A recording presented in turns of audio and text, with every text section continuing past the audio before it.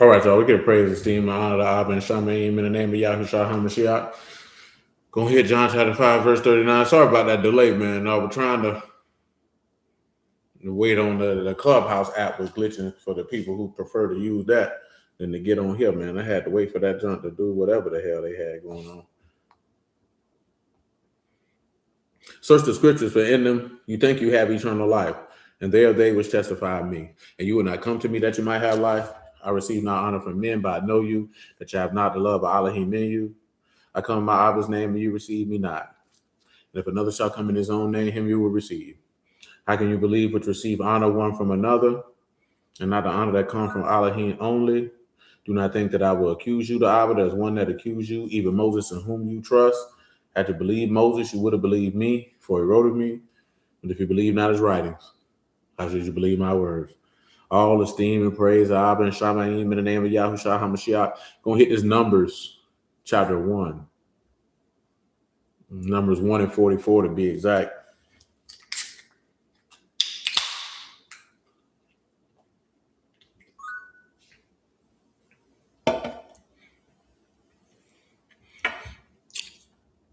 Those that were numbered, which Moses and Aaron numbered, and the princes of Yasharal, 12 men, each one was of the house of his fathers.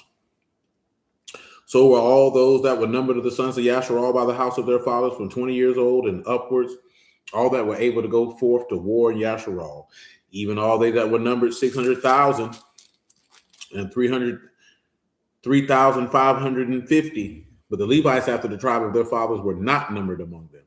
For Yahuwah had Shalom, Brother Marvin. For Yahuwah had spoken unto Moses, saying, only you shall not number the tribe of Levi, neither take the sum of them among the sons of Yasharal. But you shall appoint the Levites over the tabernacle, peace, Brother Omar, of testimony, and over all the vessels thereof, and over all things that to it. They shall bear the tabernacle and all the vessels thereof, and they shall minister unto it, and shall encamp round about the tabernacle. And when the tabernacle is set forward, the Levites shall take it down. And when the tabernacle is to be pitched, the Levites shall set it up. And the stranger that come near shall be put to death. And the sons of Yasharal shall pitch their tents, every man by his own camp, every man by his own standard throughout their hosts. But the Levites shall pitch round about the tabernacle of testimony. And there shall be no wrath upon the congregation of Yasharal. The Levites shall keep the charge of the tabernacle of the testimony. And the sons of Yasharal did according to all that Yahuwah commanded Moses, so did they. Considering that we got this to deal with, and we're having a conversation about Zadok, as forth as the changing of the priesthoods and Zadok being mentioned, we're going to run that down. But I want you to just get a good gist in your brain of what it is for them to have charge over the tabernacle of the testimony, which I wager y'all already know what those words are. So you know charge is going to be shamar, which is the guard. Well, this one here, different word. Mismareth, mean, shan, mean, rosh and tau, guard, charge, function, obligation, service, watch, to keep or to preserve, office or function. So they keep the function of the tabernacle of the testimony. Of course, tabernacle here is mikshan. This is dwelling place and tabernacle. That's meme, shan, kaf, and noon.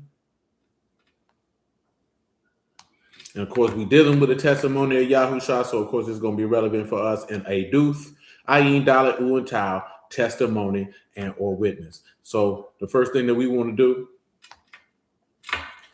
Shalom, Brother Shaul, man. Pray everything good on your side, my G. The first thing that we want to do here is we want to come over here and take a look at Zadok, man. We'll come over here to 2 Samuel chapter 8, man. And also we'll go to Numbers 25 with Phineas, but more specifically, we'll focus on Zadok in the 2 Samuel 8, man. Derek, what's happening, man?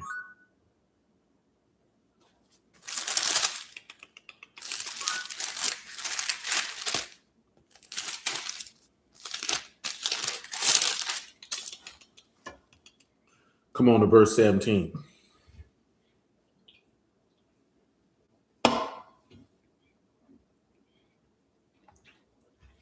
Chilling, man. And Zadok the son of Athu, and Amalek the son of Abathar, the priest, and Sariah the scribe, Benaiah the son of Jehoiada, both the Cherethites and the Pelethites, and David's sons were chief rulers. Now we just establishing the line that Zadok come from. Things of that nature. Let's come over here to chapter 15. You know, we got to do the background information first. You did.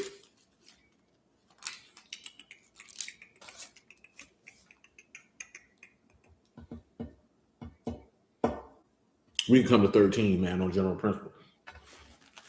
2 Samuel 15 and 13, if I ain't saying the chapter out loud. Oh, my God, today. Because I know the doggone app will trigger, man. That's what held me up. And there came a messenger to David saying, the hearts of the men of Yasharal are after Absalom. David said unto all his servants that were with him at Jerusalem, arise, let us flee, for we shall not escape from Absalom. Make speed to depart, lest he overtake us suddenly and bring evil upon us and smite the city with the edge of the sword. Now, we've been talking about a lot of things. Shalom, Brother Marcus, man. As it pertains to, the end times and stuff like that, as far as the testimony is concerned. Of course, in years past, we've looked at how Absalom can be representative of the beast. Of course, it's saying in the text that, Absalom came to steal the hearts and the minds of the people to turn them against King David. So my question for you is this. Where would you be able to ascertain with the man of sin, the son of perdition, the beast, whatever you would like to call him, whatever adjective you would like to use, where you would see that he would be seeking to turn the hearts and minds of the people away from the son of David, Yahushua HaMashiach? Does anybody have anything that stands out to them as it pertains to that?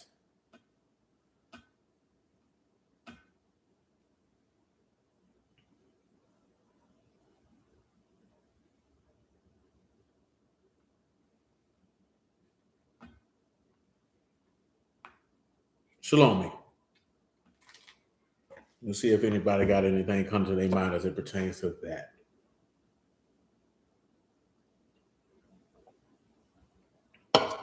If not, I put it on the floor and keep on rolling. So, of course, you look at Daniel 8. Oh, the question was, considering that the text says that Absalom was out to steal the hearts and minds of the people. Let me grab that verse real quick, man. Hold on. What does that say?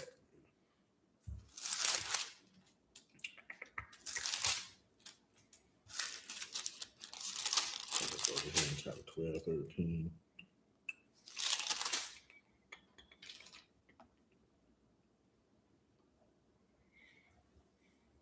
He'll come with the flattery. Indeed. Indeed. You can get that verse in here, man.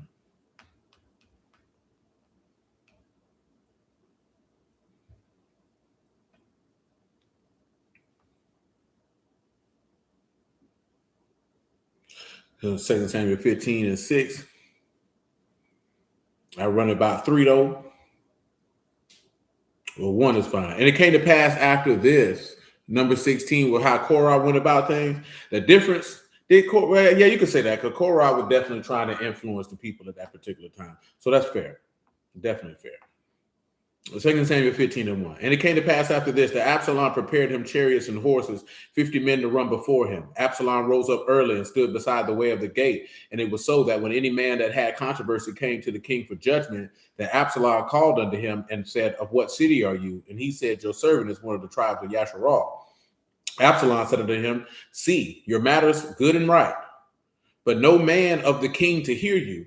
Absalom said, moreover, oh, that I were made judge in the land, that every man which have any suit or cause might come unto me, and I would do him justice. And it was so that when any man came near to do him obeisance, he put forth his hand and took him and kissed him. And in this manner did Absalom to all Yasharal that came to the king for judgment. So Absalom stole the hearts of all the men of Yasharal.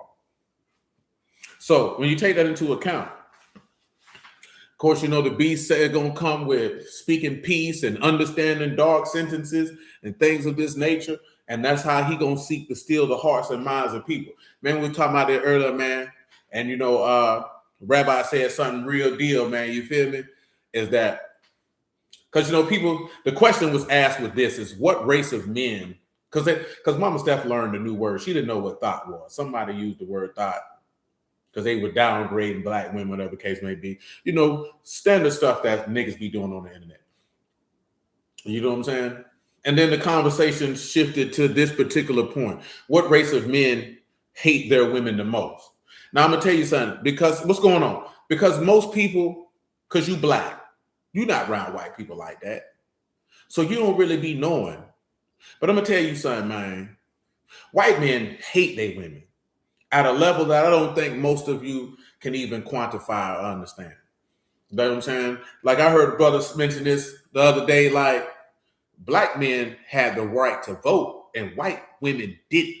That tells you everything that you need to know about how them white men look at their women, because they looked at you as 2/3 of a human being. They looked at you as less than a beast. And they felt like you should be able to vote. You know what I'm saying? So just imagine, and they women couldn't. So that tells you everything you need to know. You know what I'm saying? Period, point blank. And if you round white people, you would know this. That black men don't treat their women as bad as people would like for you to believe in comparison to other races of men. But then, of course, it comes down and it goes to going back and forth about, who's smarter, men or women, things of this nature.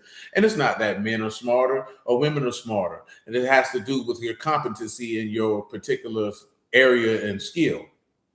And then it came down to the concept of leadership, and they descend from the Romans who didn't. Yeah, and I mentioned that too. That the Romans didn't even believe that. The Romans believed that women were intellectually inferior, and that their only rhyme, reason, and purpose was for procreation, which is why the Romans and the Greeks were so enamored with homosexual conjugals, because that's why they felt it was acceptable to mate with their friends, because they saw their friends as intellectual equals. So when you come in this society, and then of course they try to perpetuate that on black men by saying, oh, black men are gay and this, that, and the third, when you don't necessarily come from a culture and society where there was an inherent hatred for women.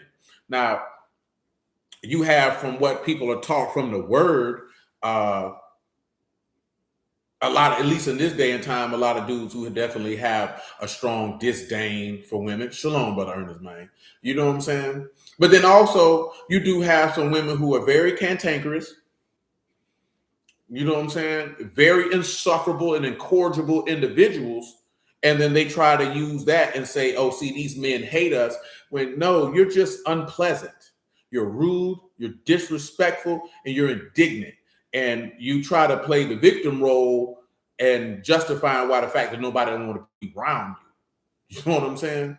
When it's really just you. It's not because you're a woman. It's because you're an insufferable, disrespectful, rotten, terrible individual to be in company of. Shalom, Sister Regina. And it is just that simple.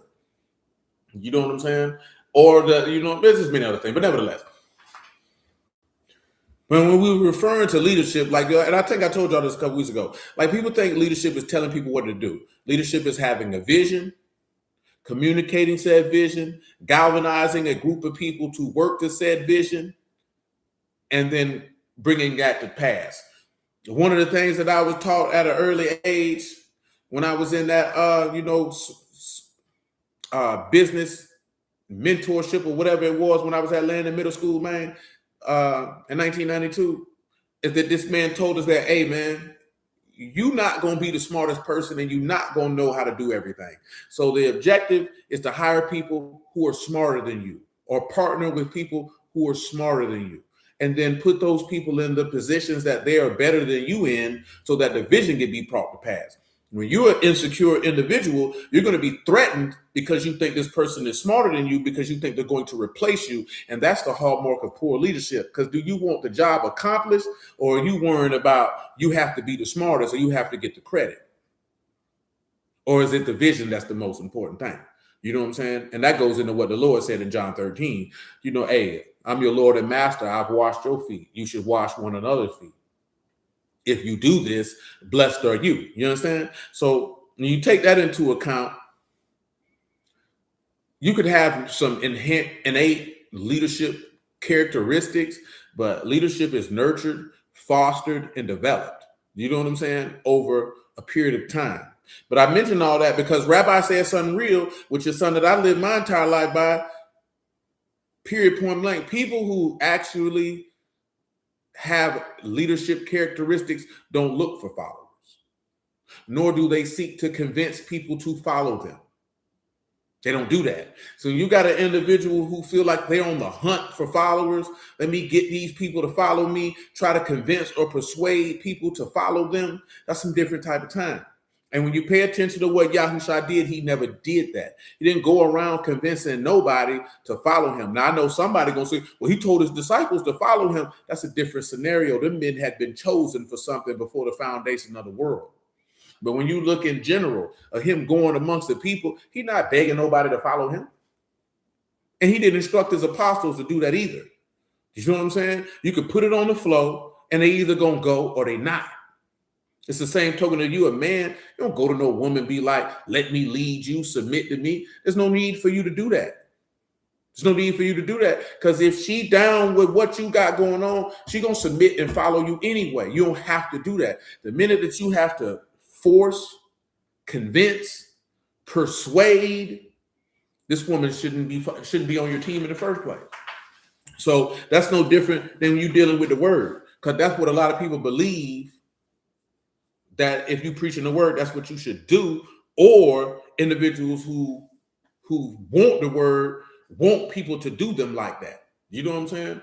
I'm gonna tell you right now, man, there's not a single solitary person who's on this stream, on this clubhouse, who shows up physically here week in and week out that was ever told, come follow me, come listen to me. That's never happened. I didn't do that with my own sister. I'm talking about my blood sister, whose diapers I changed, whose bottles I made, who went everywhere I went. Never did that. Y'all have mercy on her soul to my own mama. We ain't do it. We ain't doing all that. You know what I'm saying? Let your life be that witness and they follow from that. And I've always told you that because that's the best way to do it. You could give people information, but man, you can't convince nobody to follow you, man. Because if somebody, and we were talking about this after service last week, everybody don't want the word. Everybody don't want the word. Like brother talking about this, we were talking about this earlier. We didn't have this conversation with you. A lot of people don't like the fact he say nigga. I don't like it. Okay, cool. That bothers you. I'm not going to ridicule you because that bothers you. But if you want the word, I wouldn't care what the individual said out their mouth. Because it's the product, which is the most important thing to me. Not how he's dressed, not how he wears his hair, not the choice of verbiage that they use. I don't care about none of that. You know what I'm talking about? Because the objective is the most important thing. And if you have the quality information that I can take to be able for me to be able to achieve said objective, that's what I'm concerned with. But I'm also wise enough to know that everybody's not like that.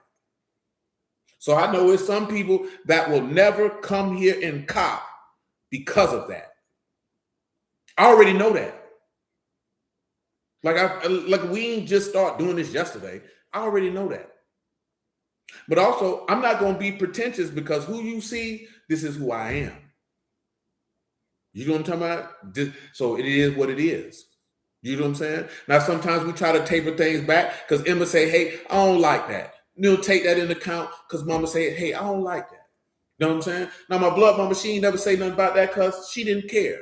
But mother Sharona say, hey, I don't care for that. Cool. We're going to take that into account. We'll try to curb it back because mom do say, I don't care for that. You know what I'm saying? Because I get it. Like older people, church people, they be like, no, I'm not going to listen to him. I don't like him. And that's fine.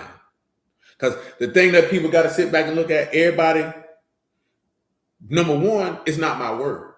It's not your word. It's not his word. It's Yahuwah's word. So no man has a monopoly on it. So the objective is that individuals get it. Who they get it from, it don't really matter. You know what I'm saying? See, everybody be pressed on, they want somebody to get it from them versus them getting it. The objective is that they get it. Who you get it from is of no concern to me. You know what I'm talking about? And what I mean by that is, ain't nobody gonna press you, push you. Oh, you got to come over here. You got to listen. You got to pay attention to that. Yahushua never did that. Now, why am I referencing this?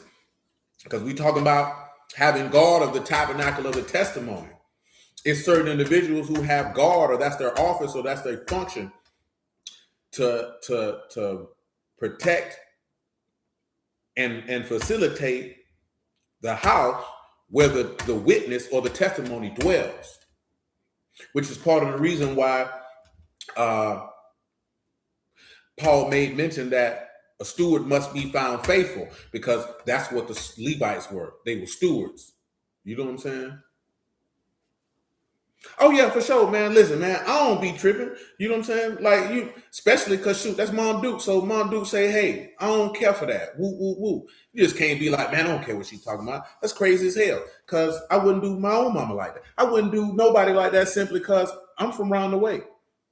Because we talking about this earlier, dude got mad because they were like, y'all called Steph, Mama Steph. Nigga, I'm like, nigga, you not from the hood, cuz? Because just because that's not your mama, like, that's what people do. Mom dukes, auntie, aunt, that's what these people do. Because, you know, we're communal, tribal people. I don't have to be blood related to you. You know what I'm saying? So, of course, when there's somebody who's older and they make mention of something, if you have any type of maturity, you're going to hear what they got to say. And you're going to take it under consideration only because you knowing if this older person is saying something to you and you know that they fool with you, then you know they're saying this for a reason, for a particular benefit, not just to be saying it. Some people just talk just to be talking. You know what I'm saying? Some people want to have control and rule, and some people just giving their perspective, like, baby, you know what I'm saying? Whoop, whoop, de whoop. You know what I'm saying? And you know what I mean? For sure, Omar, you know, just is what it is. You know what I'm talking about? Because I don't be tripping. But the thing that I be on is, I just don't tolerate no disrespect. And once you cross over to the line of disrespect, then, you know what I mean? Then I'm not finna fool with you no more. And you not finna have access to me to do X, Y, Z. I'm not finna do that with you. For what? And for why? Doesn't make sense. But nevertheless, because each of you men, y'all been, especially those who've been here for a decade, you know what I'm saying? You got to know that, boom, how you moving, conversating, dropping word with people, whatever the case may be. Got to remember, man, we ain't look, because some people say you got to look to make disciples. Well, that's a taladim, that's a taught one. So if an individual wants to be instructed, they'll come to be instructed. But we don't have to, we not got to go out here and try to convince and persuade people to follow you or listen to you. Because if they're going to hear God's voice, they're going to hear his voice. They say, he that hears Elohim's words is of Elohim. If they hear them not, it's because they're not of Elohim. And that just is what it is. That ain't got nothing to do with the information you drop. That ain't got nothing to do about how persuasive you are, how in depth you bring it to them. If they have God, they're going to hear it. And if they not, then they not. And you got to just move on. And I know that'd be hard for people to do. Let me read that John 8 that I'm referencing, man. That'd be hard for people to do, man. You know what I mean? And I can read 1 John 4 where it say the same thing. But, you know, it just is what it is. Me, myself, personally, man, how my mind operates, John 8 and 42.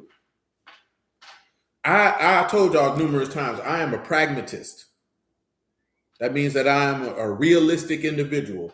I accept things for exactly what they are, not for what I want them to be, not what I think they should be, but exactly what they are.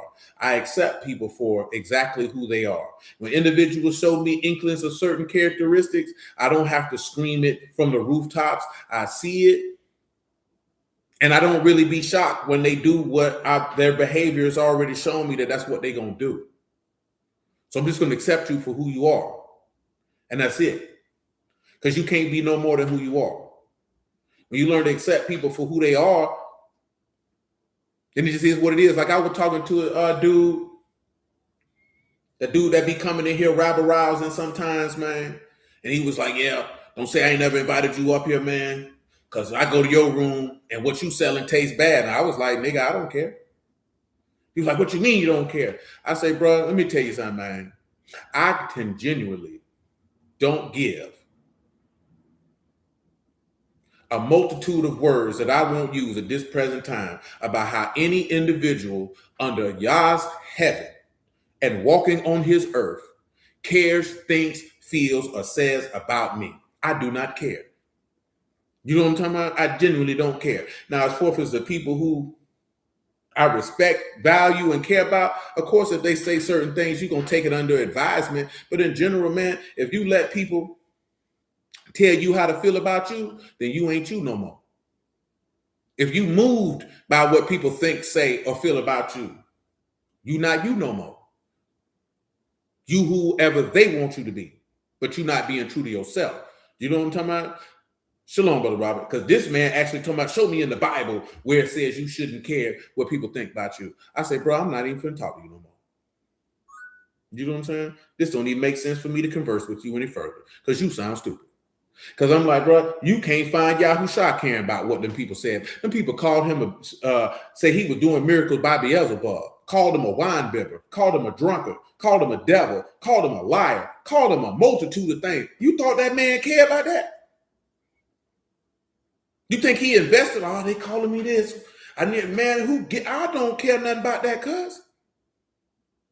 I don't care nothing about none of that. Because that ain't got nothing to do with me. So I don't care. And I learned that from my granddaddy. My granddaddy taught me that. You know what I'm saying? I don't care what you got to think about me. He said niggas just got emotional damage. That's more than stupid, man. You know what I'm saying? This is something in life, word aside, we can learn and definitely should. Because especially when I got in the word and you seen that, man, the prophets and Yahushua, man, and the apostles, they didn't care what people said about them. They didn't care what people thought about them. Man, you should care what Yahuwah say about you in heaven. You should care about what Yahuwah think about you in heaven. That's what you should care about. You know what I'm saying? Outside of the people who you value and respect. You know what I'm saying? And of course, if it's people who you value and respect, they're going to say things to you that's going to be for your profit, not just for, you know what I'm talking about, just for the hell of it or just to say something just for the sake of, you know what I mean? Like, man, I don't care nothing about that, cuz. Some people going to look at you and say you ugly. So if this person say you ugly, now you're going to feel like you ugly and you're going to do some things that could alter and harm you because you let somebody decide how you was going to feel about you. Oh, dude. See, they got me. You know what I'm saying? They got more offended when the Most High wasn't blaspheming. Facts. Like, oh, dude, we're not doing that, blood. We're not doing that. You know what I'm saying? We're not doing that. That's a fact. It does say more about them than it does you. And my mama taught me that. You know what I'm saying? So who cares? And when you do that, as the song say, man, you'll have liberation. You'll be free. That's part of when he said, if the Son shall set you free, you shall be free indeed. You're just not going to be free from sin and death. You're free from the shackles of the world, from the thoughts and opinions of the world. We don't care.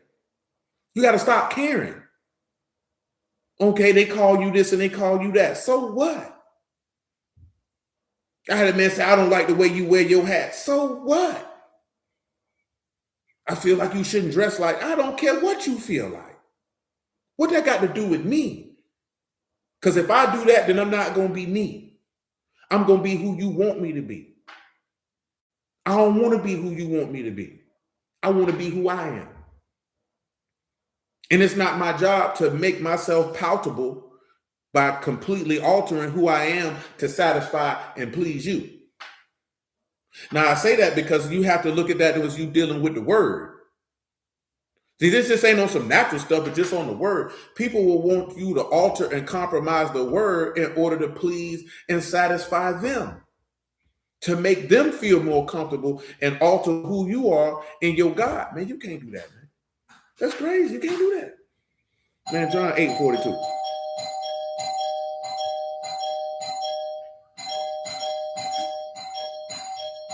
Just don't pay that no mind, man. That's my baby, man. She ain't gonna stop because she want me to come open the door. I ain't opening it. John 8:42. Yahushua said unto them, if Elohim Were your Abba, you would love me, for I proceed forth and came from Elohim. Neither came I of myself. Yeah, that Joanne. But he sent me. Why do you not understand my speech? Because you cannot hear my word. You above your father, the devil, and the lust of your father you will do. He was a murderer from the beginning, and abode not in the truth, because there's no truth in him. And when he speak a lie, he speak of his own, for he is a liar and the father of it. And because I tell you the truth, you believe me not. Which of you convince me of a sin? And if I say the truth, why do you not believe me? He that is of Elohim hears Elohim's words. You therefore hear not, because you're not of Elohim. You know what I'm saying? Come over here to 1 John 4. And that John just is what it is. When we get back to 2 Samuel 15, because we need to lay down this premise with Zadok.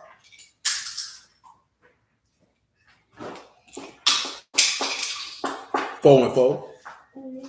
But you can make it 4-1, man. It ain't gonna hurt, man. 1 John 4-1. And then they'll get this 2 Timothy 2-13. Oh my God, on here, man. He slid John 5-41 on there too. I missed that. We'll go back and grab that. But I think we already referenced John 5:41 in the beginning. But I grabbed this John 5:41 right now, though. And he said, I receive not honor from men. He said, but I know you, that you have not the love of Elohim in you. And of course, that's what it says in John 12, I believe, when it said that, some of them didn't want to confess him openly because they didn't want to be put out of the synagogue, because they esteemed the praise of men more than the praise of God. And that just is what it is. For some people, that's what they in the game for. Some people in the game to get praise of men. Some people in the game to get money. Some people in the game to get yams. Some people in the game for fame. What's up, boy? You all right? You cool down? Mommy. No, it is what it is. And some people in the game for souls to be saved. Not for sure, but it's all good. We can read out of it.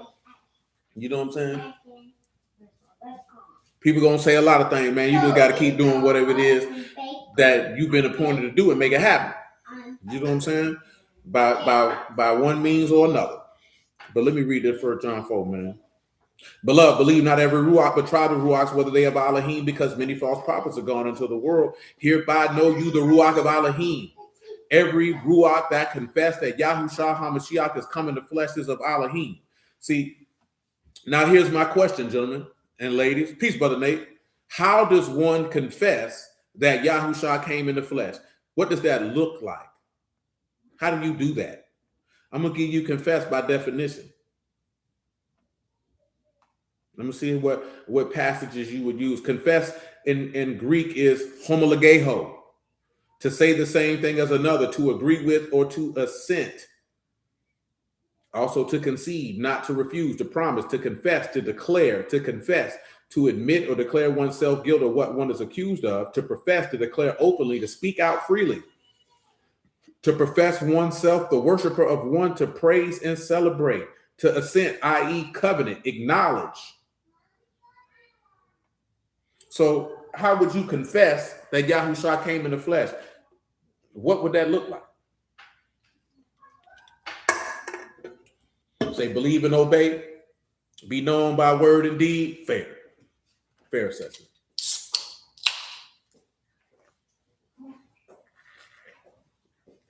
How you live your life by crucifying your flesh, fair assessment. But you got to remember this one key thing. The statement that he made is that you confess that he has come in the flesh. That's the key component that we're looking at, that you confessing that he came in the flesh. Flesh, for those who like to hear it, is sarx. Flesh, soft substance of the living body, which covers the bones and is permeated with blood. The body of man, use of natural or physical origin, a living creature possessed with a body of flesh, whether man or beast, denotes mere human nature, the earthly nature of man, apart from divine influence, therefore prone to sin and opposed to God. That's what flesh means.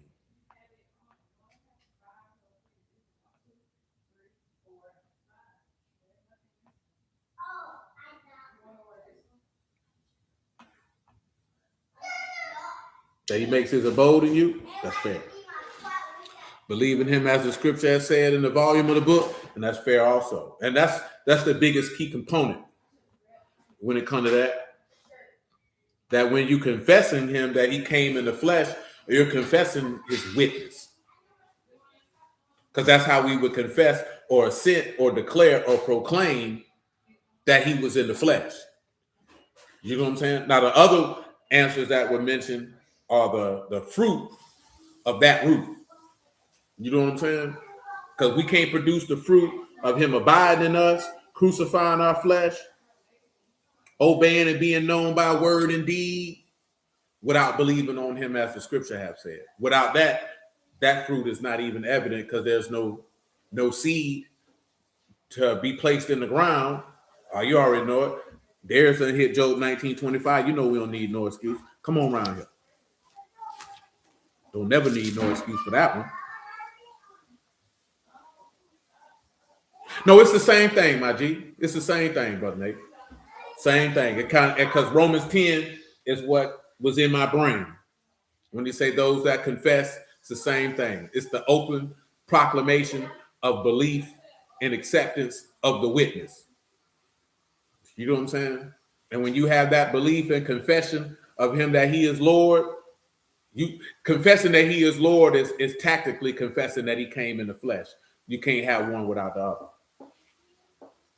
Job 19:25, for I know that my Redeemer live, and that he shall stand at the latter day upon the earth. And though after my skin worms destroy this body, yet in my flesh shall I see Elohim, whom I shall see for myself, and my eyes shall behold, and not another, though my reins be consumed within me. And I think we recall we was looking at, that verse in Job 42, when he say, I've heard of, you by the hearing of the ears, but now my eyes see. You know what I'm saying? So because I can behold you, it's because I heard of you. And then faith come by hearing, and hearing come by the word. Well, what is that? Who is he that believed the report or the tidings or the witness? Well, the preaching of Yahushua HaMashiach is the tidings and the witness of what one believes that opens his eyes. Or, as he put in John 9, that make you blind, therefore you have no sin. You know what I'm talking about? But because your eyes are open, therefore your sin remains. But that's mixing two different concepts that might confuse somebody because it'll sound like it's contradictory, but it's not. Because it's taking us back to the state of being in the garden. But nevertheless, but your eyes open that you can be able to see the wonderful works of Elohim.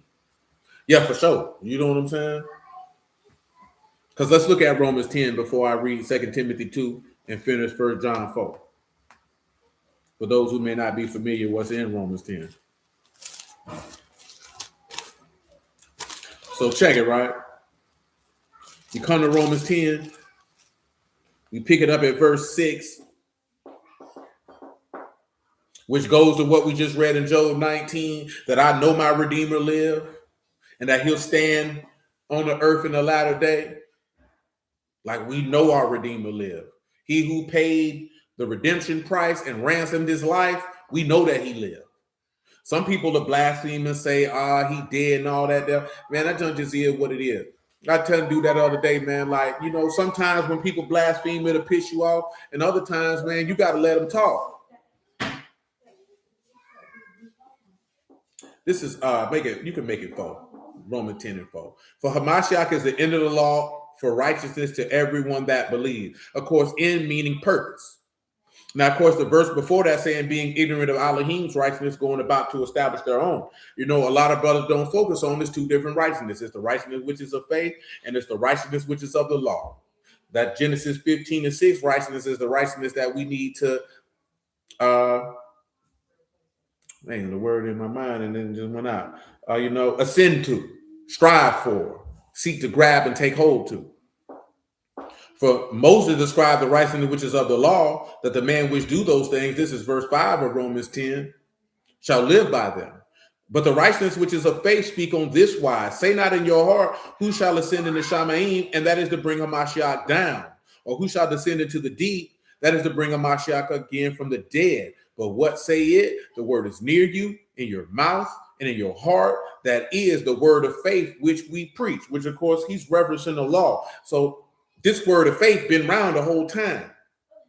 It's not a New Testament concept. It's been around the whole time. You know, a lot, especially when you deal with the aspect of approaching the word from a scholastic point of view. People approach it and look at things differently when they see certain things. But the reality of the situation is this: Yahushua and the apostles, they all saying the same thing that the first half, quote unquote, of the book is saying. They're not saying anything different. They're not saying anything different. But let's continue. He said, but what, that verse 9, but if you shall confess with your mouth the Lord Yahushua and shall believe in your heart that Elohim raised him from the dead, you shall be saved. There's absolutely no way you could believe in your heart he raised him from the dead unless you believe that as the scripture have said. If you recall, John 20:9 says they didn't know the scripture said he would have to resurrect from the dead. They didn't know that. Because how are you going to believe that from the seat of who you are in your lab if you ain't never heard the word? So when you confess that, hey, Hosea 13:14, Job 19:25, you know what I'm talking about? Job 28, Genesis 41, Genesis 1 and 1 and 1, 1 and 2, 1 and 3, 1 and 4 are all bearing witness to his resurrection. You confessing that he came in the flesh because you're confessing that he fulfilled these things to show forth that he is the anointed of Elohim and the son of Elohim, the redeemer of man who brought forth life unto all. You've just confessed that. You understand what I'm saying? That's what makes the testimony of a high level importance, if you would. And as we've discussed many times before, and I'll say it again, the testimony of Yahushua is not preached on a consistent and regular basis for a multitude of reasons. But one of the biggest reasons is, outside of individuals not knowing it, is that you cannot monetize it. You cannot gain any fame, adulation, admiration, validation, or anything of the sort from it. And the reason being is because when you preach Yahushua HaMashiach, you by proxy automatically give esteem to the Father. Automatically. Like there's no way around that. You give esteem to the Son of God, and by giving esteem to the Son of God, you give esteem to his Father who sent him. There's no way for you to interject yourself into that. You can't wiggle yourself into that in any shape, form, or fashion, which is why he said what he said in John 7. He that seek the esteem of him that sent him, the same is true, and there's no unrighteousness in him, because there's no way for you to get no esteem out of that. You automatically give the glory to God by preaching Yahushua. There's no way around it. And that's why individuals don't like it.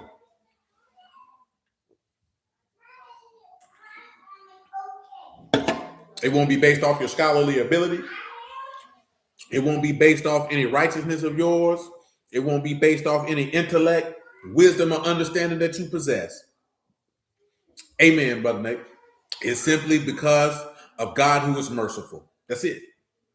Say this completely all time, but when you get a chance, can you speak on why it's in the book of Enoch? I can't really say. I don't personally believe that what we have now that they call the book of Enoch, that he wrote that. But that's just my personal opinion. I haven't done enough research to be able to validate that. You know what I'm saying? You say your husband and daughter asked you. I told them both I didn't want to give them the wrong information. Yeah, I can't answer that. You know what I'm saying? Some of them books, I don't believe the individuals who they ascribed it to wrote them. But there's also people who don't believe some of these books in these 66 are ascribed to the people who wrote them. You know what I'm saying? So that's just for full disclosure. Excuse me. But yeah, I can't answer that. Yeah, I don't have an answer for that. Romans 10:10. For with the heart man believes unto righteousness, and with the mouth confession is made to salvation. And that's where that 1 John 4 come in at. And, that takes us back to the word todah, to confess. This fourth is when you're dealing with praise, is to confess. And you believe, and see how I say with the heart man believe unto righteousness, and that takes us back to Genesis 15:6. Abraham believed Yahuwah, and he counted it to him for righteousness. When Yahuwah spoke the word, Abraham believed it. Therefore, he achieved God's righteousness because he trusted in the word that God spoke. So when the testimony of Yahushua is brought forth and you believe that in your heart, then you're going to confess that with your mouth. And that's what's going to bring forth the salvation. And you see that with certain people when Yahushua was amongst the people talking to them. You know what I'm saying? How they believed and therefore they confessed that. Nevertheless, for the scriptures say, if this is verse 11, Romans 10, whosoever believe on him shall not be ashamed. There's no difference between the Yahudim and the Greek, for the same Lord over all is rich unto all that call upon him. For whosoever shall call upon the name of the Lord shall be saved. How then shall they call on him whom they have not believed? And how shall they believe in him whom they have not heard? And how shall they hear without a preacher? And how shall they preach except they be sent? As it is written, how beautiful are the feet of them that preach the gospel of peace and bring glad tidings of good things. For they have not obeyed the gospel, for Isaiah saith, Yahuwah, who have believed our report. So then faith by hearing, and hearing by the word of Elohim. You know what I'm talking about? So you can't confess until you've heard. Just like you said, you can't call on him whom they have not believed. If you remember, because we've discussed this over time, that it said when Adam had Seth and then Enos, this is when men began to call upon the name of Yahuwah. Well, how could they begin to call upon the name of Yahuwah? Because Adam taught them about him. Because how can they call on him whom they have not believed? And how you going to believe in someone who you've never heard of? You can't call upon a man whom you've never heard of and then say you believe in him. That's impossible. And in order for somebody to do that, there has to be an arranger of sentences. Let's see what preacher is here in the Greek, and then we can just read it in Hebrew from Ecclesiastes 12. Because I just want you to understand that's all a preacher is, at least from the Hebrew definition. He's an arranger of sentences. As I've told you many times before, people like to put a preacher on a pedestal. Me, myself, I never seen the rhyme, reason, or purpose of doing so, because I seen it simply for what it is, and it's a job. That's it. It's a job. His job is to arrange the word, serve it, so individuals can copy it, understand it, use it, and facilitate righteousness in their own life. There's no need to be praising this individual. There's no need to be elevating him. There's no need to be putting him on a pedestal. All that stuff is completely and totally unnecessary. Now, I do understand this because of how human minds work. People look at an individual in that particular station, and they see the authoritative workings of power. What do I mean by that? Not power like you might see power in an administrative or government sense, though some individuals do look at it that way, but as forth as being authoritative in power and having control of a subject matter. And when individuals have control of a subject matter, the other individuals don't perceive or believe that others have control over, they begin to start to begin to look at this individual in a different capacity. People notice and they use that to their advantage. You know what I'm talking about? But that's why you see, like what Samuel said or Moses said, man, we not oppressing nobody or doing X, Y, Z, whoop, whoop, de whoop. For what? For what? You know what I'm saying? Now, for sure, Omar, because it made me harken back to a conversation I had when I was in the county jail, man, with Mr. Morris. And I told you about it before, when he was like, man, we wouldn't even talk about no word. He was like, man, you're going to be a preacher. And I was like, man, you got me all the way messed up. Because I was seeing what individuals was doing when I was in the world. Facts, that's really what it is cult of personality. And the reason why, and I've always told y'all this, the reason why people get caught up in the cult of personality, because they're not there for the word.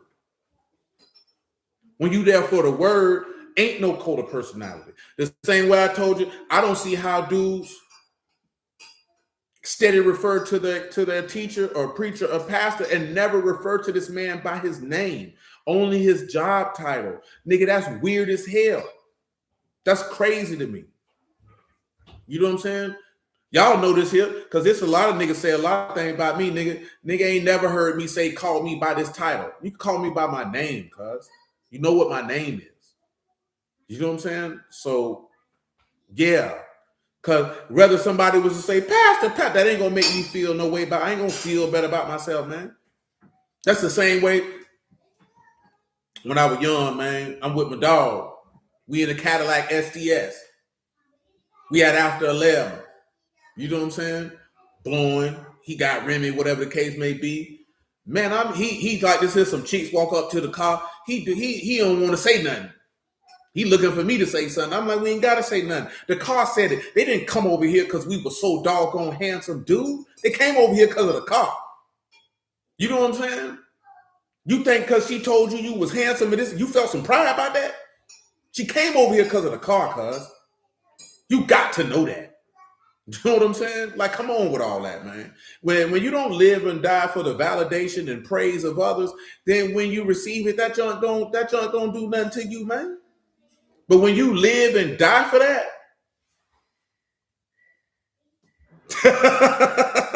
I already know it. You know what I'm saying? And I know what I'm talking about. But it's like, yeah, man, like, come on, blood. What that gonna do for me? Yeah, what that's gonna do for me? You know what I'm saying? We all in this thing together, man. Everybody got a part to play. I don't need all that, man. Like I say, man, I done been around people, bro. They never call this man by their name. It's always pastor, pastor. Man, go ahead, pastor. Preacher, preacher. Like, come on with all that, blood. I got a name. Like I told you, when you do that, when that happens, and I'm just talking about the aspect of human nature. When that happens, individuals collectively begin to socialize and compartmentalize in their brain that this individual is superior and they are inferior. Because he never interjects, nah, don't call me that. Call me this. When they don't say nothing, they let it slide. That's what happens. He said, honestly, I can fall victim to the self-esteem growing up a bit. Still, you know what I mean? I get it, man. You're a human being. So, you know what I'm saying? It's just catching all that. Because, I mean, don't nobody do, you know, everybody, you know, it's cool when somebody say, hey, man, I appreciate what you're doing, or you good, you know what I'm saying? Sometimes it can remind you that, okay, maybe I'm not doing this for nothing. You know what I'm saying? He said, I just told a friend that people will look at you crazy if you speak something about their pastor, leader, they don't want it. A lot of people will. And the crazy part is, don't even really know this individual like that. You know what I'm saying? See, it's not a lot of us. It's fourth as compared to other people. So we know each other for real. You know what I'm talking about? So somebody couldn't come up and just say anything about any one of us, and we just gonna go for it because I know her or I know him. You know what I'm talking about? And even if somebody did say something, I could go holler at this man to see what it is and what it ain't first. Because to be honest with you, you the biggest hoe of hoes. If somebody said something about your people and you just ran off with it because somebody said it, that speaks to your character. You know what I'm talking about? Because nobody couldn't come say nothing to me about none of y'all, and I'm just gonna go for it because somebody said it. I may not even say nothing to you about it because I'm gonna be like, did you say something to them? What you telling me for? Because a lot of times people do that to recruit you to be on a campaign to go against this individual because they don't like them. So they want you to get down with them because so y'all can dislike this person together. And I'm not going to participate in that. That's how people get killed.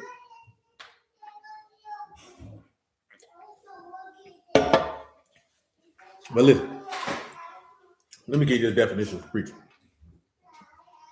It's kerusso, to be a herald, to officiate as a herald, to proclaim after the manner of a herald. Always with the suggestion of formality, gravity, and an authority which must be listened to and obeyed. To publish, proclaim openly something which has been done. Use of the public proclamation of the gospel and matters pertaining to it, made by John the Baptist, by Yahushua, by the apostles, and other Christian teachers. Simply means a public crier, to proclaim or to publish. So in reality, what is a preacher but just somebody who publishes and proclaims the word? Let's come over here to Psalm 68 where it said that a lot of Israelite people are speaking about Elder Rakah. People are saying that's AI generated or it's a false narrative. Oh, you talking about that picture of him at the Grammys? Well, shoot. That doggone thing was on Buddy's on that Jewish dude's Instagram page. So,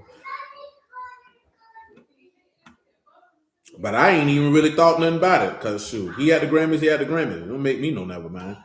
You know what I'm saying? Because this is what the thing is where a lot of people get it twisted at, right? Is it a sin for him to be at the Grammys? No. Is it expedient for him to be at the Grammys? No, it's not. And that be the issue with stuff is people be wanting to make stuff sin because you don't like it. I wouldn't go to the Grammys personally, but that man ain't committed no sin because he went. What individuals want to do is you want to come up with a conspiracy theory and say, oh, he working with them Jewish people. He part of the Illuminati. He's a Mason, this, that, there, and the third. And you ain't got no evidence of that, man. So it wasn't even no rhyme or reason to even make no allegation about that. All you would just have to simply say is, I don't think he should have been there. I don't agree with that. And that's the end of it. That's the end of it. You know what I'm saying? I seen it. I ain't think nothing about it because I ain't care. You know what I'm saying? That's him. He got to answer for that. I ain't got to answer for it. You know what I'm talking about? Like I said, I wouldn't go. But I wouldn't go to the Grammys if I wasn't in the Word because I don't want to be there. Because one, I don't want to be around a whole bunch of people. I don't like being around a whole bunch of people in public like that. You know what I'm saying? I just don't. When I say a whole bunch, you're talking about thousands, tens of thousands of people. Man, I'm good on that. I would rather not. I told you that's why I don't go to football games. I don't want to be around 60,000 people. And the traffic and everything that I got to deal with to get there and leave, I'll pass. You know what I'm saying? I'll pass. Shalom, Jay. I don't want to deal with all that. Other people don't have no problem with that. But like I said, can't nobody go in no book and tell you that's a sin because he went to the Grammys.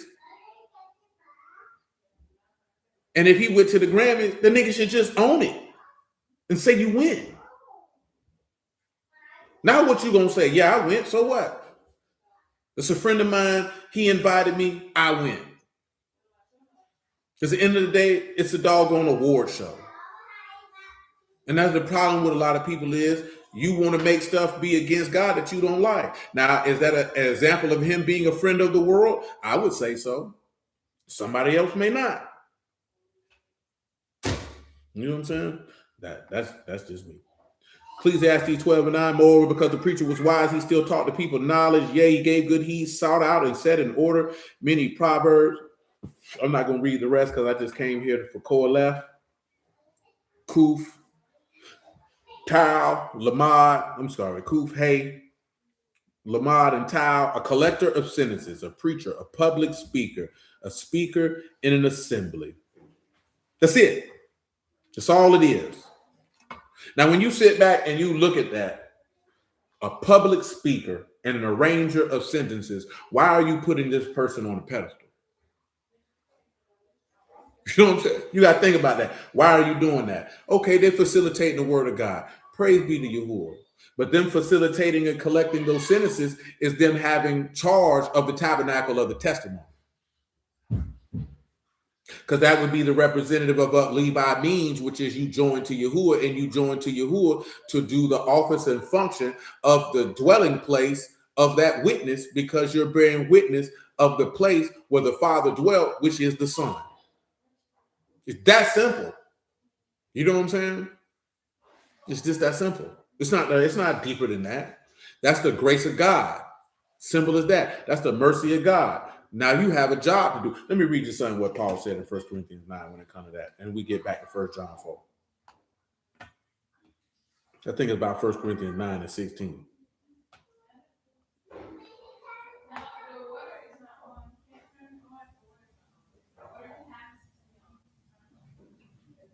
Verse 13. 1 Corinthians 9 and 13. Do you not know that they which serve about Kadash things live of the temple, and they which wait at the altar are partakers with the altar?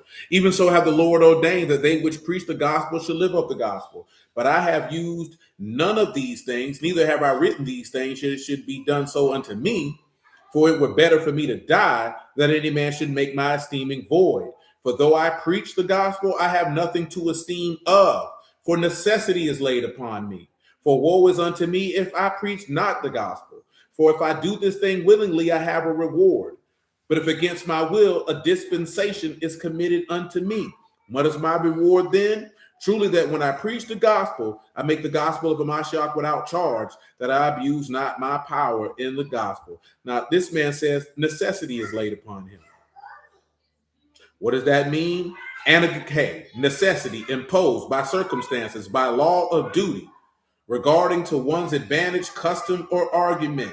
Simply put, he's got a duty to perform. And when you begin to assess it and look at it in that capacity, that it's a duty, it's a responsibility, then we wouldn't view it that way. You know what I'm saying? I don't know necessarily off the top of my head if they viewed men who taught the word in the capacity like we view them in this 21st century. My mind tells me not in the capacity like we do now, but now you see, you got celebrity pastors now. Now, that's not a problem with the word. That's an issue with the mindset of the people who are always looking to deify, elevate, and pedestalize men. You know what I'm saying? Obviously, you might have had something of that effect. Now that I sit back and think about it more, praise be to you, because, you know, they mentioned about don't do things for vainglory and the apostles fighting about who would be the greatest among them, because this is just human nature. But this is things amongst themselves. So, you know, if it was things amongst themselves, the people may fall victim to that. Oh, I tell you, man, if people ain't got no word, they got to come with gimmicks and they got to come with disrespect and they got to come with anything other than the word itself. Because if the word itself ain't going to draw you, ain't nothing going to draw you. And then on top of that, what's happening, Rohan? You can't draw nobody anyway. Because it's the Father that draw individuals to the Son. And if the Father don't draw them, they not coming. They're not coming. But come back to 1 John 4. And I know sometimes people don't be wanting to hear that. You know what I'm saying? Because you want to think it's something in and of yourself. All it is the grace of Elohim that worked through you, so that thanks can be given unto God from the individual who you serve, and from you giving praise to God for the individual who received the service by reason of the grace of God that exists within you, so that in all things, let Abba and Shamahim be esteemed. Because at the end of the day, it's just a job, blood. It's no different than the business that you run. It's no different than the job that you work at. It's just a job. But when you see that it's a job and you take your job seriously and you do it with every ounce of diligence, strength, and power that he bestow upon you, then you're going to maximize your effort in your job. You know what I'm saying? Facts, Rohan. And I didn't read 2 Timothy 2 and 13 either. Rohan put on there Proverbs 18 and 10, the name of Yahuwah is a fortified tower and the righteous run into it and are safe. And that's a factual piece of information. 2 Timothy 2 and 13, right? You dig? Please say, and I'll make this 11 if you would.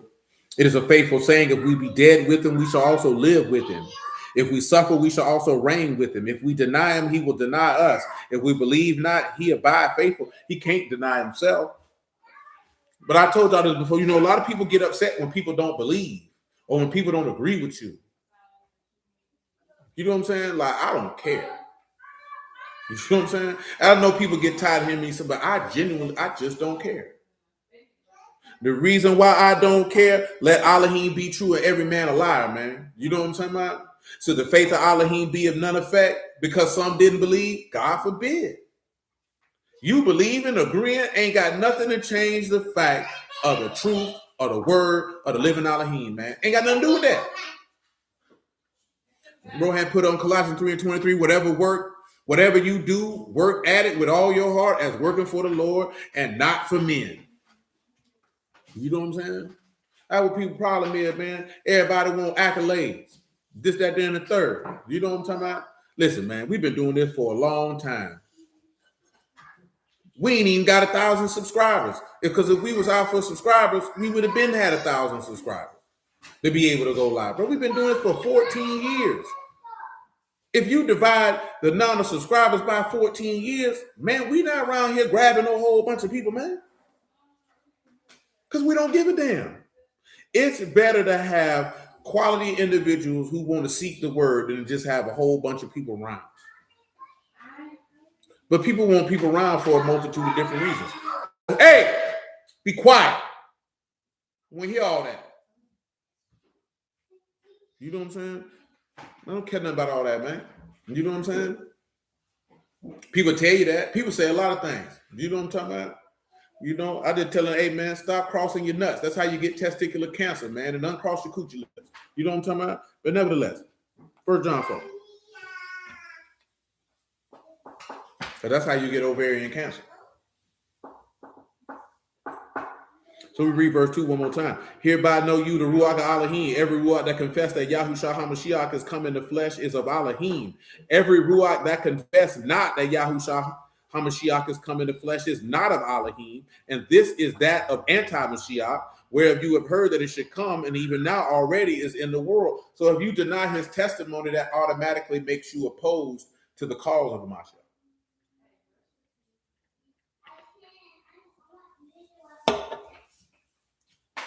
People don't want to hear that, but it is what it is. And that mainly because most don't come for the Spirit. The Spirit of Yah is not emphasized enough.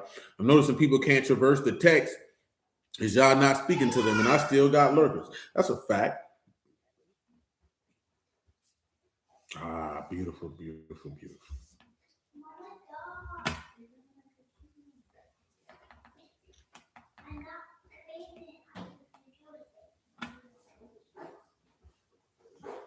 Our mom do just something. See, just published a new book, written in our image, the Black presence in Scripture, the Bible, America weaponized, and the truth that sets the record straight. It's a lot of us on there. I got writing credits in this particular book.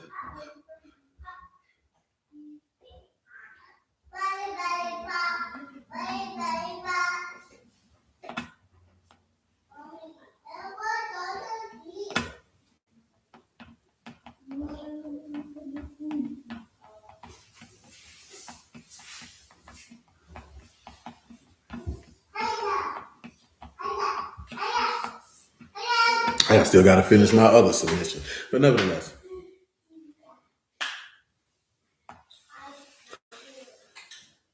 Verse 4. You are of Elohim, little children, have overcome them, because greater is he that is in you than he that is in the world. They are of the world, therefore they speak of the world, and the world hear them. We are Elohim, he that know Elohim hear us, he that is not Elohim hear not us. Hereby we know the Ruach of truth and the Ruach of error. And we just read that for man. Hey man, if somebody's of the group of people who are opposed to Elohim, then that's what they're gonna hear. And those who are of Elohim, they're gonna hear Elohim's words. That's just how it is. That's just how that works. Now, we went through all that as an aspect of talking about Absalom and relating him to the beast, in contrast to when they say he stole the hearts of the people. The beast gonna steal the hearts of the people. Oh, we just saying the KJV. But I can't say everybody may use different words though. Different versions though, I should say. We not version specific. People can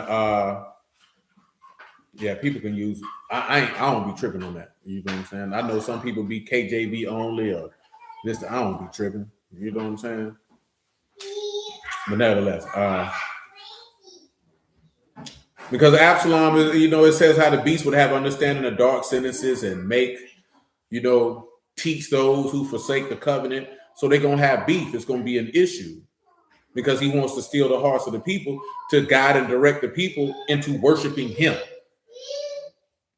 versus worshiping the son of David. You know what I'm saying? Or David himself in the instance with Absalom. This is why I've always told you, just like it's saying Acts 17, man, these men are more noble than those in Thessalonica because they search the scriptures daily to see if those things are so. Man, you shouldn't just be sitting here and you don't go back and make sure that the book say what we went over and that it line up. That's your responsibility. That's not my responsibility. Because I can't care about your soul more than you care about your own soul. You got to be diligent in your own salvation. That's your responsibility. You say slandering David and the beast is slandering the son of David. That's actual facts. You know what I'm saying? Because I'm going to tell you something, right? I've been in this game for a long time. And a lot of people say a lot of things. But one thing that I know most people won't do, they ain't going to want to go head up about no book, though. You know what I'm saying? Because one thing about it, what we've been preaching for the last 14 years, I've defended anywhere, anytime, to anybody, in any avenue, venue. You know what I'm talking about? Wherever you want to do it at, public, private, over the phone, it don't make no difference. It don't make no difference. And each and every one of you men should be able to do the same, especially those who've been around here for a multitude of calendars. You should be able to defend what we believe at any time. If an individual wanted to press you on it, oh, you good, blood. If they want to press you on it, like, I don't agree with that, I don't believe that. All right, cool. Well, what's happening then? Yeah, because, I ain't with all that typing. You can come smell my cologne. I ain't with all that. We're grown adults. We can have a conversation about it. And you can lay yours on the table and I can lay mine. And you can let Yahuwah be the determiner of what's true and what's not. But people don't be wanting to do that. You see what I'm talking about? Because I ain't with all that. Other than that, you can go to hell. So I was talking to my husband the other day, and he was like, no one has ever seen God or Jesus. I told him, have you ever seen Christopher Columbus, but you believe in him? And that's a true story. Because we'll say that about a lot of people in the text, but there's a lot of historical figures. You ain't seen them people. You don't know if them people existed either. You know that because somebody said they existed, or they had something and they said this is archaeological proof that this person existed. But people just do that, just say those type of things, honestly, to invalidate the word. You know what I mean? Just to invalidate the word. And it is what it is. Ain't nothing you can do about that. Can't be pressed by that. You know what I'm saying?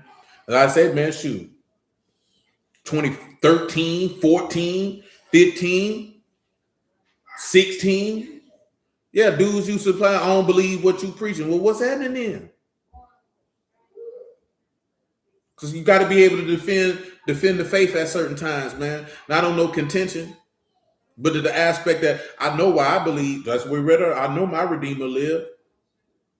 Well, if you know why he lived, you ought to be able to explain why he lived. And if you know you're going to see him and he going to stand on the earth in the latter day, you ought to be able to explain why you know he going to stand on the earth in the latter day. And when you say then that you are seeing with your eyes and in your flesh, even though worms destroy that body, you should be able to express that clearly and concisely and specifically with no care or concern whether they accept or reject, but that the Father in heaven might be esteemed through the manifestation of the witness of Yahushua HaMashiach, and let that be what it's going to be. Period, point blank. Because if you can reach one soul, then it was effective. But even if one soul wasn't reached, your Father in heaven was esteemed because the Son of God was testified of. So either way it go, it's a win.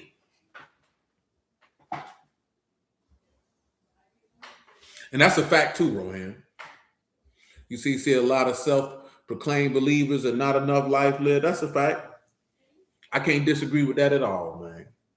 Because, that's just the time period we live in, blood, with the internet, man. But come on, the 2 Samuel 15 and 13, because we need to start laying our foundation and dealing with Zadok.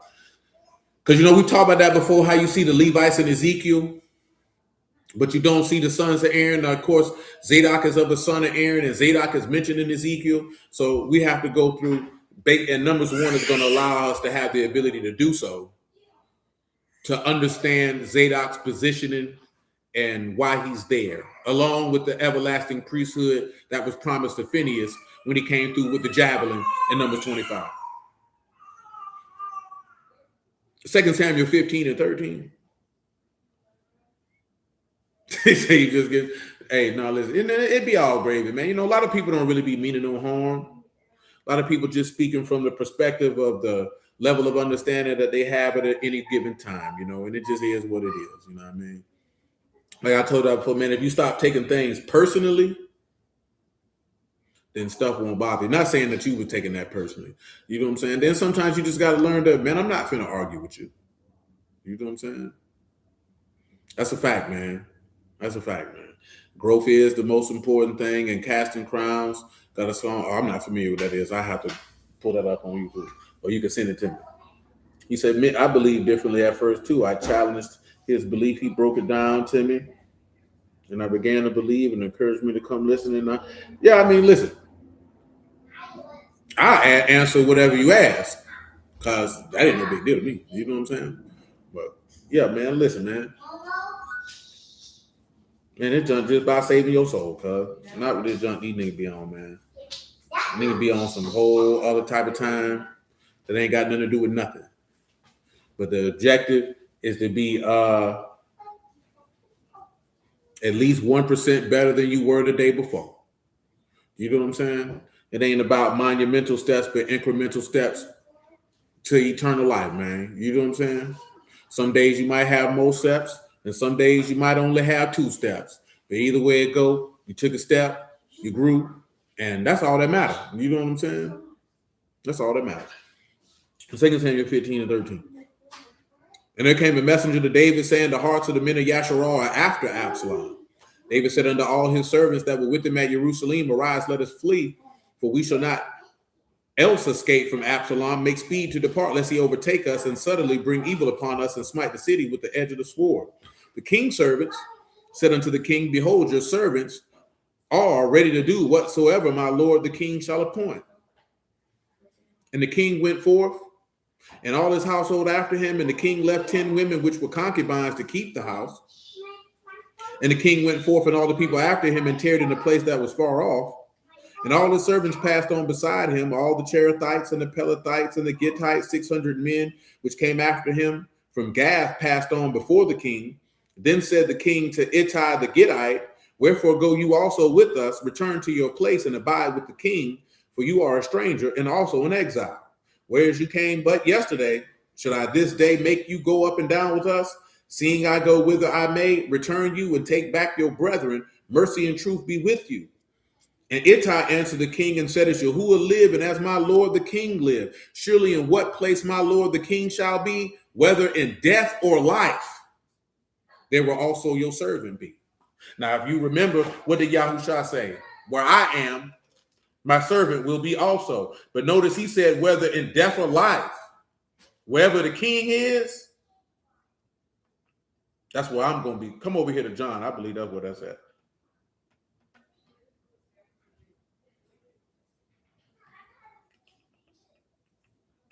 John 12, 23. Yahushua answered them, saying, the hour is come that the son of Adam should be esteemed. Truly, truly, I say unto you, except a corn of wheat abide and a wheat fall into the ground and die, it abide alone. But if it die, bring forth much fruit. He that love his life shall lose it. He that hate his life in this world shall keep it unto life eternal. If any man serve me, let him follow me. And where I am, there shall also my servant be. And if any man serve me, him will my Abba honor. Now listen. This gentleman clearly said, as Yahuwah live, and as my Lord the King live, what place the Lord the King be, whether in death or life, that's where your servant gonna be. Now you know that in Corinthians chapter 5, second epistle, for sure, man, amen indeed. You know what I mean? This man made a statement of, we've determined or judged that if one died, then we're all dead. So what did that mean? He said the dead in the Mashiach shall rise first. So whether we alive or whether we dead, wherever he is, we gonna be. Now this is what this Gentile is saying to David. You know what I'm talking about? This is what he telling him. But this manifests later in the testimony, and this is the element of why the Lord said what he said in John 12. That's why he said, hey, man, I'm the resurrection and the life. Whosoever believes in me shall never taste death. You believe this? Because whether in death or whether in life, wherever Yahushua is, that's where we at. That's why he said, hey, man, when he appear, we shall see him as he is. So when we hear that, this is a part of faith come by hearing, hearing come by the word. Now your eyes are open to behold wondrous things out of his law. And because you heard that and you believe that, now you can call on him, and you can call on him with understanding that he may hearken unto your request if it be according to his will. But see, everybody hearkens for natural things. But most don't ask for things that pertain to his ruach, or ask for increasing in knowledge, wisdom, and understanding, for eyes to be able to see his testimony, for the strength to be able to continually endure to hold fast to the word. We weren't about clothes, bills, and things of this nature. That man say, I already know you got need of that. I know you needed those things before you asked me. But we also recall that he said in John 17 that if blessed is the man who trusts in Yahuwah, whose hope Yahuwah is, because he will have no care or no anxiety, no worries. Because we had this conversation yesterday also about individuals feeling like people who follow the Lord shouldn't have a job. And I've heard that conversation before. You know what I'm saying? But he's not telling people you shouldn't have a job. It's mainly to keep things in perspective. Because people will take that passage when he say, you got to forsake all that you have. And people think that's when you're supposed to walk away from your wife. Peter had a wife. You think he left his wife? Because you can read in Matthew, Peter had a wife. He couldn't even be a shepherd without a wife. You know what I'm talking about? So it's the advent of the aspect of, if you weren't willing to walk away from these things, this man cannot instruct you. If you holding on to things that are of this life to be able to, you know what I'm saying? Like it's an aspect, okay, people look at the passage when he say, if someone has a fear of loss or death, does that mean they love life more than Yahuwah? Not just means that your faith might need to be strengthened a tad. You know what I'm saying? And it also means that you're human. You know what I'm saying? So, but more than anything, they say, perfect love cast out fear, because fear had torment. So it's just perfecting your faith. You know what I'm saying? None of those thoughts or feelings, if you would be abnormal, because you're a human being. You know what I'm saying? But the more that we meditate on the word, consume the word, lay the word up in our heart, trust the word, live the word, abide in the word, those fears, concerns, and worries begin to dissipate. And as we talked about on numerous occasions in Philippians 4, starting at about verse 5, when he tell you, to be careful for nothing, or to be anxious for nothing. And then he runs down the things that we ought to think upon when those things happen. And then the same token that even when Yahushua mentioned that in Matthew 6, and what Paul is reiterating in Philippians 4, and what's referenced in Jeremiah 17, is the aspect of you being a human being. Because they're not castigating or ridiculing you because you may have those feelings. Remember, it says that he was touched with our infirmities. You know what I'm saying? So every weakness and frailty that any one of us has, he experienced it. So that's why he says we ought to go to the throne of grace for help in the time of need. So that's what we have to recall to do. You know what I'm saying? Or think upon let me just read it. Let me read what Rohan got on here, man. Then this is Matthew 16:24. Yahushua said unto his disciples, if any man will come up to me, let him deny himself and take up his stake and follow me. For whosoever will save his life shall lose it, and who will lose his life shall save it. For what is a man profited if he shall gain the whole world and lose his own soul? And what shall a man give in exchange for his soul? Because it's quite natural. The reality of things is to be concerned with certain things. But it's just allowing our faith to be greater than those concerns. Now, when we look at Philippians 4 and 5, it says here, let your moderation be known unto all men. The Lord is at hand. Be anxious for nothing, but in everything by prayer and supplication with thanksgiving. Let your requests be made known unto Elohim. And the shalom of Elohim, which pass all understanding, shall keep your hearts and minds through Mashiach Yahushua. Finally, brethren, whatsoever things are true, whatsoever things are honest, whatsoever things are righteous, whatsoever things are pure, whatsoever things are lovely, whatsoever things are of good report, if there be any virtue, and if there be any praise, think on those things. Those things which you have learned and received and heard and seen in me, do, and the Elohim of Shalom shall be with you. And that's what we have to bring into mind when those type of anxieties or things of that nature come into your heart, you come into your mind. You know what I'm saying? It doesn't necessarily mean you love your life more than you love Yahuwah. It just means that you're human. So, and that's your flesh, which is why he said, watch and pray, lest you enter into temptation. For the Ruach is willing and the flesh is weak. So you have to recognize, hey, this is the flesh. Let me lean in more into his spirit to abate the machinations, fears, consternations, anxieties, etc., that come with the flesh. You know what I'm saying?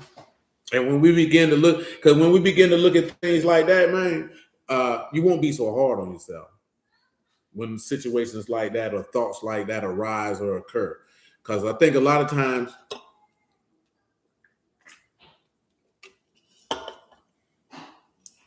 we be extremely hard on ourselves because you feel like I shouldn't think like this, or why, you know what I'm saying? You're a human being. That's why we always reiterate the fact that if Yahushua himself, that he was exceedingly sorrowful, even unto death, that he was depressed to the point that he wanted to die. Keep that in your mind, that this man was so depressed that he wanted to die. You gotta go to the. Let me read that Hebrews 4, man. You gotta go on to that mercy seat. You gotta go and hit that kippareth up. That's what it's there for.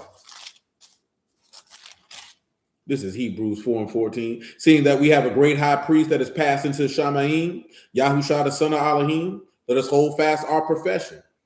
For we have not a high priest which cannot be touched with the feelings of our infirmities, but by all points was tempted like as we are, yet without sin. Let us therefore come boldly unto the throne of grace, that we may obtain mercy and find grace to help in the time of need. And that's all you got to remember to do. Because every weakness, any foible, anything that you can think of, this man manifested himself in the flesh, and he experienced it the same as you do. That's what made your Elohim greater than all that is called Elohim under heaven, on the earth, and under the earth. Because nobody else's Elohim was merciful enough to make himself flesh in order to be faithful and merciful in serving you. Allah don't got that testimony. Buddha ain't got that testimony. Krishna, Zoroaster, Baal, Ashtaroth, Zeus, Dagon, any one of them you can name, Molech, they don't have that testimony. So when we see that and understand that, we see how effectively and effectually they have no power. Which is why Elohim, one of the definitions of, is power. Because when you are in Yahuwah and Yahuwah is in you, you have power. Or as it says in Ecclesiastes 8:5, where the word of the king is, there is power. You understand? But nevertheless, 2 Samuel 15:22. And David said unto Ittai, go and pass over. And Ittai the Gittite passed over, and all his men, and all the little ones that were with him. And all the country wept with a loud voice, and all the people passed over. And the king also himself passed over the brook Kidron. And all the people passed over towards the way of the wilderness. And lo, Zadok also, and all the Levites were with him, bearing the ark of the covenant of Elohim. And they set down the ark of Elohim, and Abiathar went up, and all the people had done passing out of the city. And the king said unto Zadok, carry back the ark of Elohim into the city. And if I find favor in the eyes of Yahuwah, he will bring me again and show me both it and his habitation. But if he thus say, I have no delight in you, behold, here am I. Let him do to me as seemed good unto him. The king said also unto Zadok the priest, are not you a seer, returning to the city in Shalom, and your two sons with you, Amahaz your son, and Jonathan the son of Abiathar. Now, I'm just stopping and pausing there because you see that Zadok had two offices. Not only was he a high priest, but he was also a prophet. Now, this is showing you how individuals can have two jobs simultaneously. Nevertheless, in the Old Testament, I should say, see, I will tarry in the plain of the wilderness until there come word from you to certify me. Zadok therefore and Abiathar carried the ark of Elohim again to Jerusalem, and they tarried there. And David went up to the ascent of Olivet, or Mount of Olives, and wept as he went up. And he had his head covered, and he went barefoot. And all the people that was with him covered every man his head, and they went up weeping as they went up. See, individuals see this here and see David had his head covered, but David wasn't praying or prophesying here. These men were mourning. That's again a point where an individual will take something and then make it, and then talk around it and use it for a particular point, and it's not even conveying what's being conveyed. One told David, saying, Ahithophel is among the conspirators with Absalom. David said, O Yahuwah, I pray you, turn the counsel of Ahithophel into foolishness. And it came to pass that when David was come to the top of the mount where he worshipped Elohim, behold, Hushai the Archite came to meet him with his coat rent and earth upon his head. And unto him whom David said, if you pass on with me, then you shall be a burden unto me. But if you return to the city and say unto Absalom, I will be your servant, O king, as I've been your father's servant hitherto, so will I know also be your servant, that you may know that then may you for me defeat the counsel of Ahithophel. And you have not there with you Zadok and Abiathar the priest. Therefore it shall be with that thing soever you shall hear out of the king's house, that you shall tell it to Zadok and Abiathar the priest. Behold, there with them their two sons, Amahaz Zadok's son, and Jonathan Abiathar's son. And by them you shall send unto me everything that you can hear. Now again, we're just running down the historical part with Zadok, if you're not familiar with Zadok. Some people aren't familiar with Zadok. Let me tell you what Zadok's name means, because I definitely don't remember.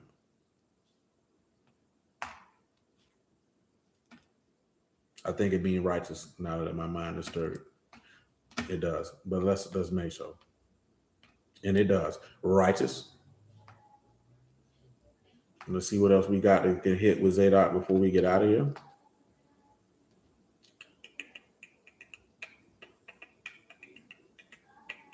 Let's come over here to chapter 17. Because we have to run all this down before we just can't jump straight into Ezekiel. We got to run down this information first and foremost. We're going to start this out at.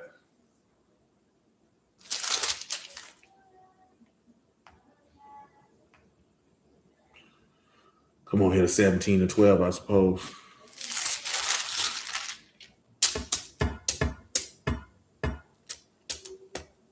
Make it sad, man.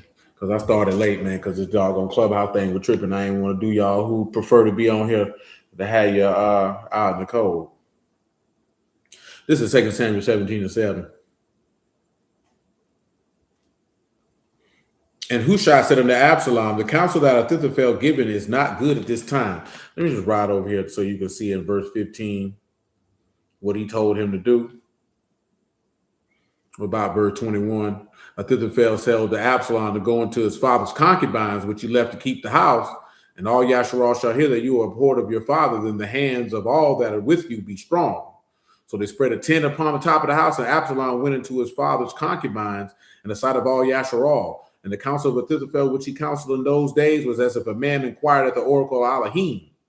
So was all the counsel of Ahithophel, both with David and with Absalom. So you just understand that this person, man, they say, man, this particular individual, that was like getting a word from God himself. And this is what he told him to do. But all this was for the purpose of taking this individual down. So now we go back to verse 8, where we see where Hushai is telling Absalom that counsel is not good. For said Hushai, you know your father and his men, that they be mighty men, and that they be chafed in their minds, and a bear robbed of her whelps in the field. And your father is a man of war and will not lodge with the people. Y'all willing, we'll revisit verse 8 on the Shabbat because it's working now. We ain't talked about it in a long time. Behold, he is hid now in some pit or in some other place. And it will come to pass when some of them be overthrown at the first, that whosoever hear it will say, there's a slaughter among the people that follow Absalom.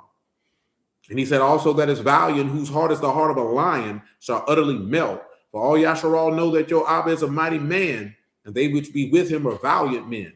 Therefore I counsel that all Yasharal be generally gathered unto you from Dan, even to Beersheba, as the sand that is by the sea of the multitude, and that you go to the battle in your own person.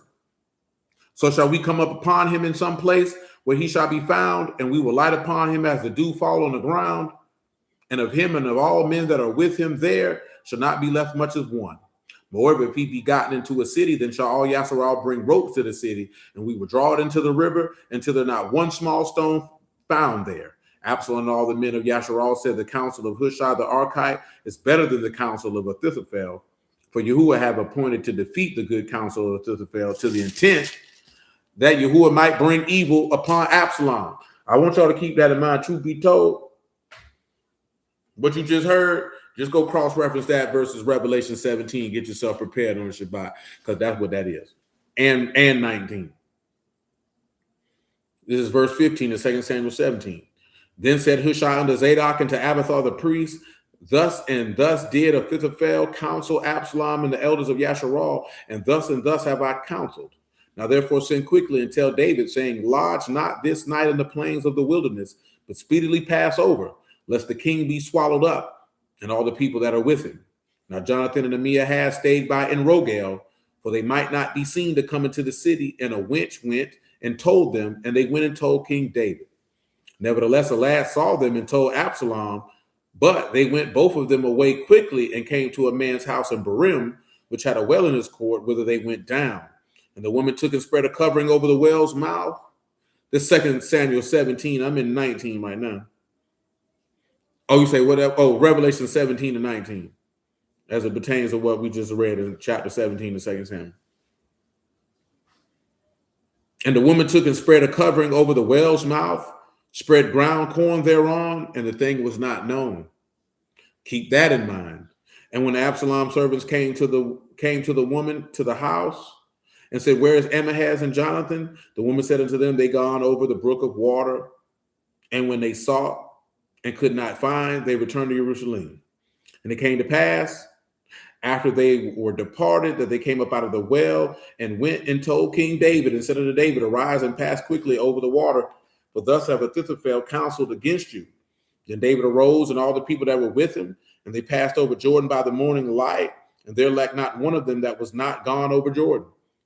And when Ahithophel saw that his counsel was not followed, he saddled his ass and arose and got him home to his house, to his city, and put his household in order, and hanged himself, and died, and was buried in the sepulchre of his father. Keep that in mind. Then David came to Mahanaim, and Absalom passed over Jordan, he and all the men of Yasharal with him. Absalom made Amasa captain of the host instead of Joab, which Amasa indeed was man's son, whose name was Ithra, an Israelite, that went into Abigail, the daughter of Nahash, the sister of Zariah, Joab's mother. So Yasharal and Absalom pitched in the land of Gilead, and it came to pass when David was come to Mahanaim that Shobai, the son of Nahash, of Rabbah, of the sons of Ammon, and Machir, the son of Amalil, and Lodebar, and Bezrilli, the Gileadite of Rogelim, brought beds, basins, earthen vessels, wheat, barley, flour, parched, beans, lentils, and parched, honey, butter, sheep, and cheese of kind for David and for the people that were with him to eat. For they said, the people is hungry, weary, and thirsty in the wilderness. And keep that in mind. Also, this has been a long time since we've been in Samuel and Chronicles and all that on a regular basis. We won't start right now because it's getting late. But we got to lay down the history of Zadok all the way out before we get to his till we get to his relevance in Ezekiel. You know, you can go. So hallelujah for Yahushua in the word. I appreciate y'all, and I bless y'all out of the house of Elohim in the name of Yahushua. I love y'all. You know what I mean? But check it. I'm going to tell y'all where you can go in Ezekiel, where you want to look at. You're going to see him in Ezekiel 40, 43, 44, and 48. But that's what we're going to work to, man. We're going to run that down, and then we'll go back and look at other stuff in Numbers 1. Peace, Brother Omar, that pertains to numbering. There's not a whole lot in Numbers 1, but it's still something there, though. So, as you already know what the day is, man, we about 8 days out. So, shalom, Sister Regina, amen. For unleavened bread, Passover unleavened bread, you know what I'm saying, whoop. So, you know, we're going to be out east. You know what I'm saying? If you seeking to do any type of singing, rhyming, I think Side Joy going to praise dance or anything of that sort, let that be known. I don't know if those of y'all who sung as a collective on during tabernacles are going to do that again. I know the children's supposed to do something, you know what I'm talking about? Because y'all with them, we going to have time. Prayerfully, it's going to be some brother pull up. I got to tap back in with some of them, man. You know what I'm saying? we going to make it do what it do. And prayerfully, Yahuwah make it prayerfully that lead to, if you would permit certain things that I've been wanting to do in this particular city, man, as it pertains to the believers that exist within this said county, Duval County, man. Yeah, it's gonna be all live, man. Yahuwah willing, Rohan, man. We're gonna stream the service, man. We're gonna stream the performances, man. You know what I'm saying? What I'm gonna do with that is once service is over with, I cut the video off and then just start another stream. So that's a stream by itself. You know what I'm saying? Versus dragging, making a particular stream a certain amount of length. That just be that with that. Because preferably, man, you know what I'm saying? My man, Amaka, he just dropped a record the other day. Gonna be able to pull up, and the boy Carlos be able to pull up, and that boy AJ be able to pull up and be able to put, you know what I'm saying, make it do what it do. Hell, shoot. I have to ask White about that, because shoot, man, you can take some of the records Will done did. If he ain't shot visuals for him, he could shoot some of them in there and just put them whole dead on the street and work it like that, man. However y'all want to do it, you know what I'm saying? But, you know, y'all with it, man. We looking forward to seeing everybody who going to slide around here, man. And you know what I'm saying? We gonna make it do what it do. You know what I'm saying? We'll put his work on the street, you know, eat some food, and have a good time at the same time. You dig? So again, I appreciate y'all. Bless y'all the house of Elohim in the name of Yahushua. I love y'all. Y'all willing, man. We'll be back at it on Shabbat. Make it do what it do. And until that time.